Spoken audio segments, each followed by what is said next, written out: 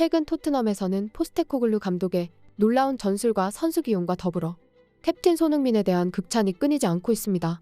풋볼 런던은 손흥민이 토트넘 주장 역할을 맡게 된 것은 그리 놀라운 일이 아니지만 여전히 일부는 그가 이토록 수월하게 주장 완장직을 수월하고 있는 것에 대해 충격을 받았다고 말했습니다.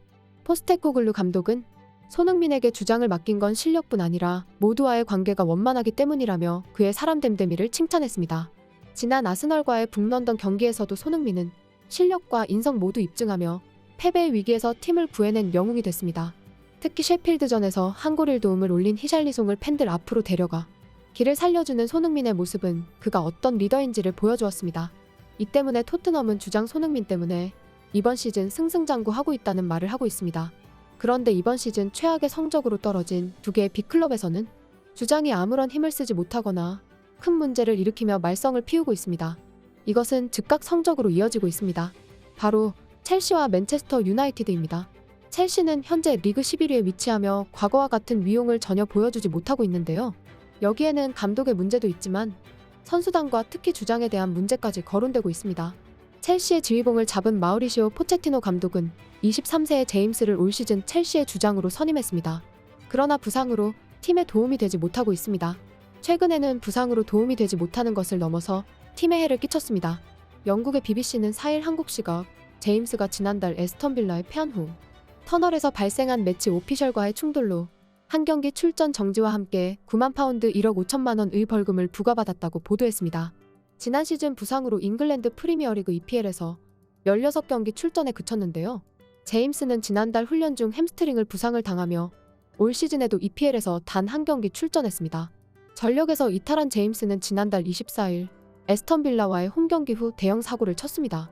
제러드 질레트 주심이 그라운드를 빠져나오자 터널에서 부적절하고 모욕적인 말과 행동으로 거칠게 항의했습니다. 첼시는 이날 말로 귀스토가 후반 13분 VAR 끝에 옐로가 레드카드로 바뀌며 결국 0대1로 패했습니다. 첼시는 결국 수적 열세를 극복하지 못하고 후반 28분 에스턴 빌라의 올리 와킨슨이 결승골을 터뜨리는 것을 지켜봐야만 했습니다. 이를 관중석에서 경기를 관전하던 제임스가 폭발한 것인데요. 잉글랜드 축구협회는 제임스 혐의를 인정하며 한 경기 출전 정지 징계와 벌금을 부과한 것입니다. 첼시에서는 주장을 잘못된 선임했다는 말이 나오고 있는데요. 같은 런던 연고인 토트넘이 손흥민을 주장으로 임명하며 승승장구하는 것과 극명한 대조를 이루며 왜 우리에겐 손흥민 같은 주장이 없냐며 한탄하고 있습니다.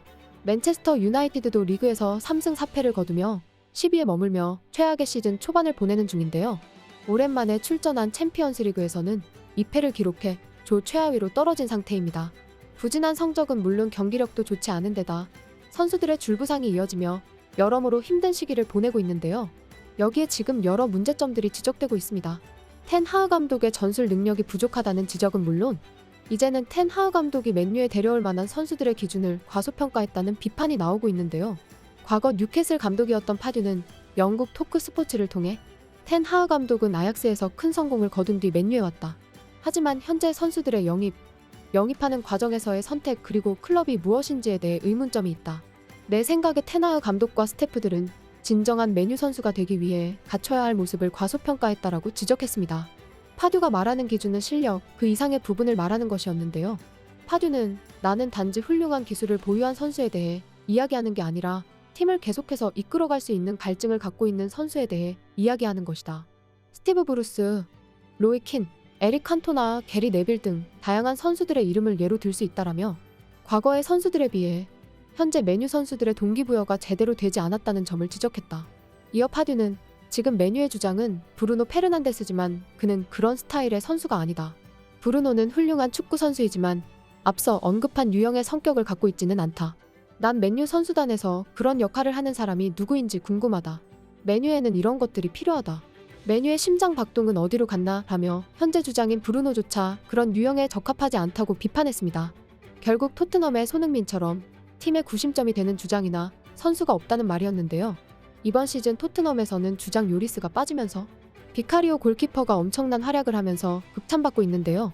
이탈리아 엠폴리에서 뛰었던 비카리오가 토트넘에서 적응할 때도 캡틴 손흥민의 힘이 컸다고 했습니다.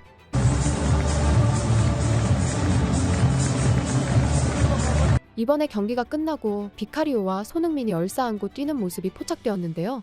둘의 친밀도가 얼마나 큰지를 알 수 있었습니다. 팬들은 너무나도 귀엽다라고 반응했습니다. 또한 손흥민은 리버풀전에서 후반에 제임스 매디슨과 교체되어 들어온 20세의 알레오 벨리스와 경기 후 포옹해주는 모습이 포착되었습니다.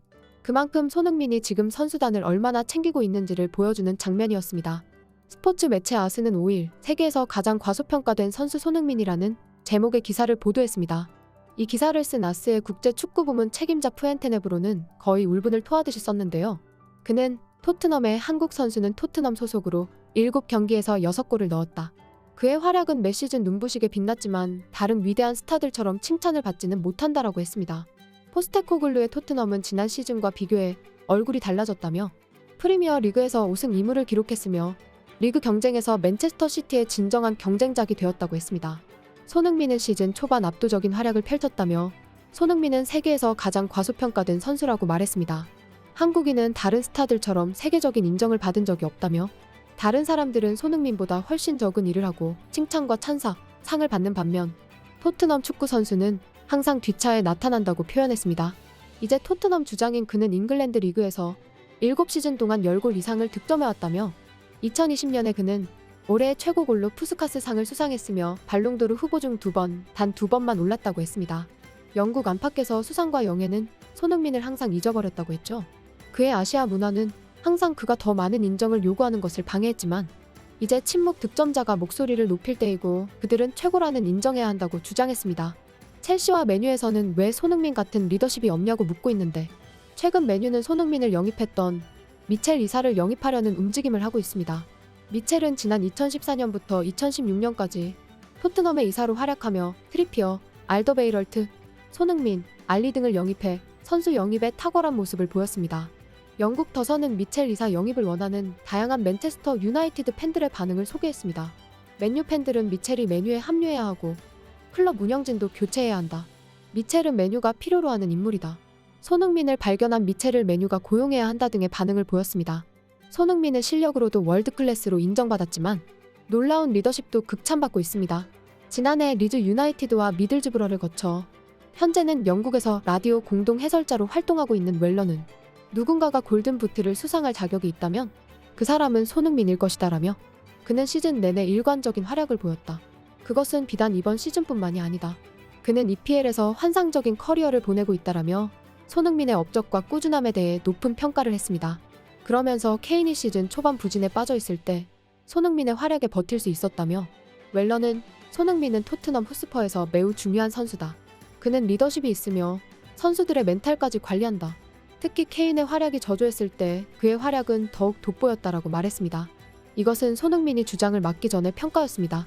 그만큼 손흥민은 이전부터 팀 내 엄청난 영향력을 갖고 있고 선수단과 감독, 스태프뿐만 아니라 팬들에게도 손흥민은 토트넘 레전드로 평가받고 있습니다. 웰러는 손흥민이 없는 토트넘을 상상할 수 있겠는가라고 물었습니다. 토트넘의 주장이자 대한민국 대표팀의 주장 손흥민은 지금 전 세계 축구 팬들의 존경을 받고 있습니다. 지금까지 극적인이었습니다.